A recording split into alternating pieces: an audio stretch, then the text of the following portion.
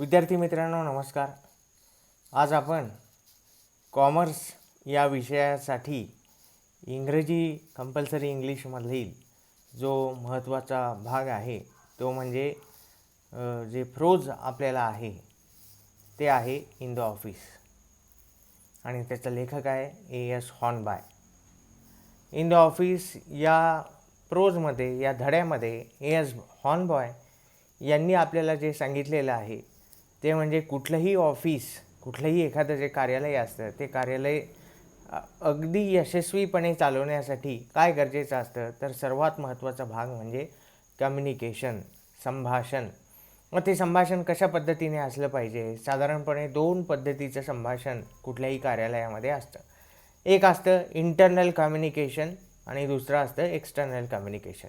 Internal communication म्हणजे काय तर कार्यालयामध्ये असणारे जे काही कर्मचारी आहेत ते कर्मचारी आपल्याशी एकमेकांशी कशा पद्धतीने संवाद साधतात, कोणकोणत्या साधनांचा वापर केला जातो कम्युनिकेशन करत असताना, संभाषण करत असताना, हा एक भाग.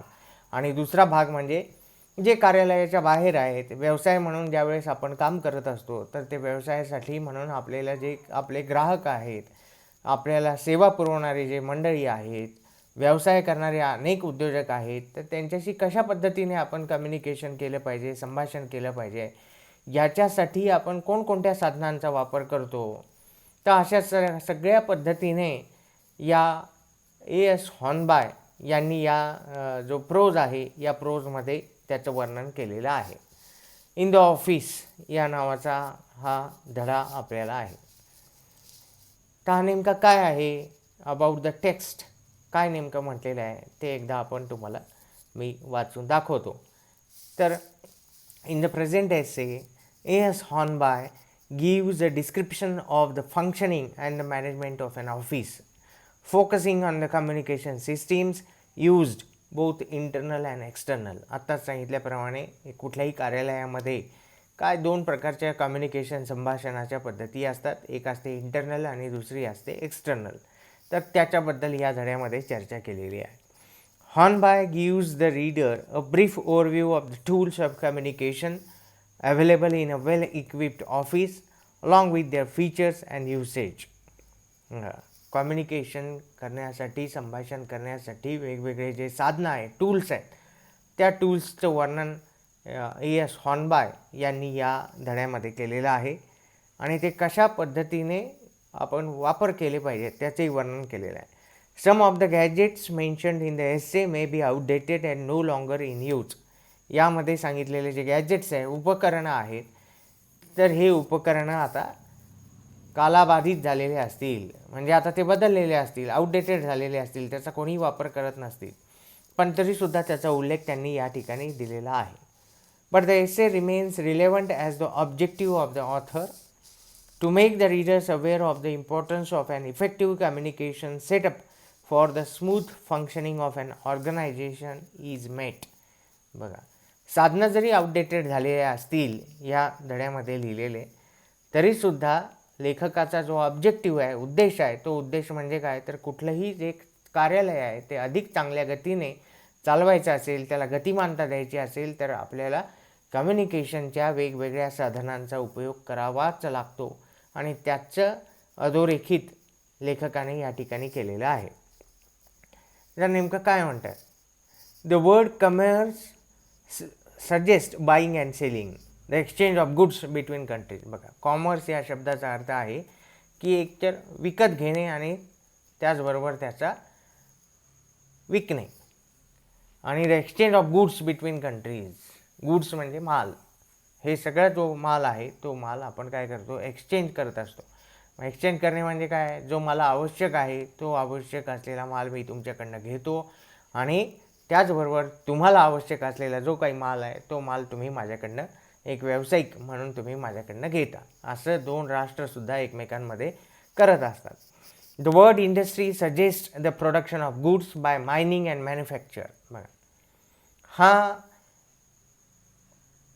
उत्पादन आहे, ते उत्पादन नेमक्या कुठल्या पद्धतीने होऊ शकतं तर by mining and manufacture. Mining म्हणजे काय की खाण ज्या असतात त्या खाणीमधनं कोळसा आपण बाहेर काढतो, त्याला मायनिंग असं आपण म्हणतो.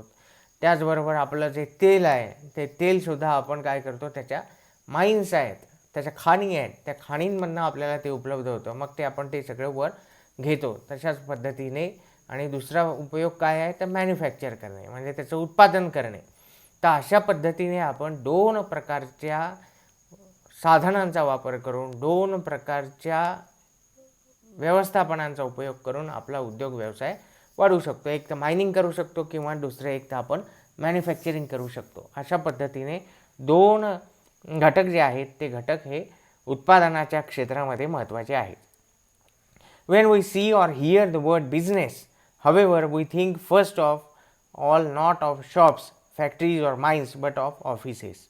परंतु ज्यावेळेस आपण बिझनेस असं म्हणतो, व्यवसाय असं आपण म्हणतो, त्यावेळेस आपल्या डोळ्यासमोर सर्वात पहिली जी प्रतिमा उभी राहते ती म्हणजे उभी राहते ती कार्यालयाची.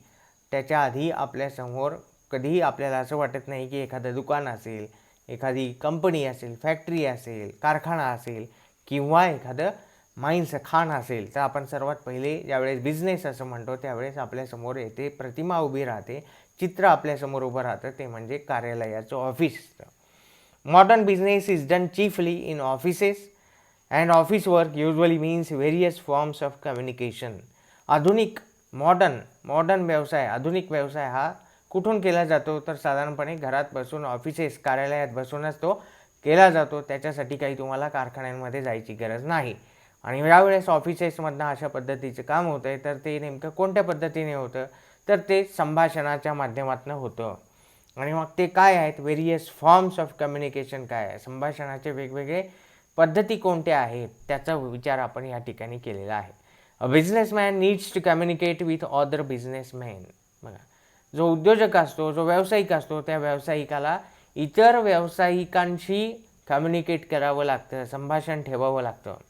ही can do this by using the telephone. तो टेलिफोनचा वापर करून तो त्यांच्याशी संभाषण करू शकतो. He can also do it by writing, but the modern businessman does not write his letters by hand. He dictates them to a short hand typist, usually a woman. She types the letters on her machine and later takes them to be sign. बघा, जसा टेलिफोनचा वापर करून संभाषण करता येतं तशाच पद्धतीने पत्रांचा वापर करून सुद्धा संभाषण करता येतं. आणि मग त्याच्यासाठी म्हणून काय साधन आहे तर त्याच्यासाठी टाईपरायटर आहे. आणि टाईपरायटर म्हणून तो उद्योजक, तो जो व्यावसायिक आहे, तो स्वतः काही ते टाईपरायटरवर, मशीनवर बसून ते टाईप करत नाही. त्याच्यासाठी ती सेक्रेटरी असते आणि विशेष करून सेक्रेटरी ही एक महिलाच असते. ती महिला, तो जो मालक आहे, तो जो दुकानदार आहे, तो जो व्यावसायिक आहे, तो व्यावसायिक आपल्या त्या महिला सेक्रेटरीला डिक्टेट करतो, तिला ते ओरली सांगतो, ती महिला ते लिहून घेते आणि त्याच्यानंतर ती त्या टाईपरायटर मशीनवर टाईप करते आणि नंतर आपल्या साहेबांकडे सहीसाठी ते पत्र घेऊन येते. तर अशा पद्धतीने टाईपरायटरचा सुद्धा वापर केला जाऊ शकतो. पण मित्रांनो, आज मात्र टाईपरायटर आता हळूहळू हद्दपार झालेले आहेत. आपण आता काय करतो आहे तर ईमेलचा वापरसुद्धा करतो आहे. तर पुढचा जो धडा आहे त्या धड्यामध्ये आपण ईमेल्स नेमके कोणी आपल्याला दिले आहे, the man who email the world या नावाचा एक धडा आपल्याला ह्याच भागामध्ये आहे की नेमके ईमेल कुठून झाले, कोण व्यक्ती आहे त्या ईमेलने याची सगळी सुरुवात केलेली आहे, त्याची पार्श्वभूमी काय आहे ते आपण पुढील धड्यामध्ये शिकणार आहोतच. When all the letters have been signed, they are put in envelopes and are ready for the post. बघा, अशा पद्धतीचे जे सगळे जे पत्र तयार होतात त्याच्यावर सही केली जाते त्या मालकाकडनं आणि मग ते पेपर्स जे आहेत ते पेपर्स, ते जे लेटर्स आहेत ते लेटर्स एन्व्हलपमध्ये टाकले जातात. त्याच्यावर त्या ज्याला पाठवायचं आहे त्याचा पत्ता लिहून त्याला चिटकवून छानपैकी ते पोस्ट ऑफिसमध्ये दिले जातात. Small offices employ a boy to stick stamps on envelopes. Put large offices today have a machine which, as envelopes are passed through it, automatically prints a stamp on them in ink. There is a meter in the machine. This is set and locked by a post office official according to the amount of money that is paid in advance. When this amount is reached, the machine no longer works and must be reset. बघा, काय म्हणतात तर अशा पद्धतीचे जे papers आहेत, जे letters तयार झालेले आहेत त्या एन्व्हलप्सवर ते चिटकवण्याची सुद्धा व्यवस्था आता मशीनच्या माध्यमातून केली जाते आणि मग ते मशीन्स तिथे असलेले जे मीटर आहे त्या मीटरवर सुद्धा दिसतं की किती लेटर्स आहेत आणि त्याच्यावर स्टॅम्प चिटकवले जातात आणि मग ते पुढं पाठवल्या जातं. परंतु आत्ता सांगितल्याप्रमाणे ईमेल्सचा वापर खूप मोठ्या प्रमाणावर आता उद्योग व्यवसायामध्ये होतो आहे आणि सगळं काम आता हे ईमेल्सच्या माध्यमातून होतं. पोस्टामधनं आता पत्र पाठवण्याची गरज राहिलेली नाही. It is not necessary to type an address on an envelope. There are envelopes with a window of a transparent paper and the letter can be folded so that the name and address typed on the letter can be seen through this window. The telephone is an important part of the communication system. The head of a large department usually has two telephones on his desk. One is connected through a switchboard to the public post office system and the other is connected to a private internal system. This makes it possible for members of the staff in different parts of the same building to talk to one another without leaving their rooms. बघा, तर अशा पद्धतीने टेलिफोनचा खूप मोठ्या प्रमाणावर वापर आता हा कम्युनिकेशनसाठी केला जातो. साधारणपणे एक जो त्या ऑफिसेसमध्ये बसलेला जो मॅनेजर आहे किंवा त्या ऑफिसचा जो मालक आहे त्या मालकासमोर साधारणपणे 2 फोन असतात. एक फोनचा उपयोग हा इंटरनल कम्युनिकेशनसाठी केला जातो, म्हणजे तिथल्या जो स्टाफ आहे त्या ऑफिसेसमधला ते जे कर्मचारी आहेत त्यांच्याशी संभाषण साधण्यासाठी म्हणून आपण त्या फोनचा वापर केला जातो आणि बाहेर ज्याच्याशी बोलायचं असेल त्याच्यासाठी दुसरा फोन असतो की तिथून तो संपर्क साधू शकतो. अशा पद्धतीचे 2 स्वतंत्र फोन त्याच्या टेबलवर असतात. Telephone bells are noisy, so in most offices telephones usually have a quiet buzzer instead of a bell. The loud ringing of bell does not help a man to think about his work. बघा, telephone बेल्सचा आवाज सुद्धा खूप मोठ्या प्रमाणे असतो, कर्कश वाटतो आणि मग त्यावेळेस म्हणून सुद्धा काय केलं जातं तर त्याचा कमी आवाज केला जातो आणि त्याच्यामुळे सुद्धा काय कम्युनिकेशन चांगल्या पद्धतीने होऊ शकतं. Departments can also communicate with one another by using another useful kind of apparatus. The head of the department has a kind of a box on his desk, and when he wishes to speak to another department, he has only to lift a small key.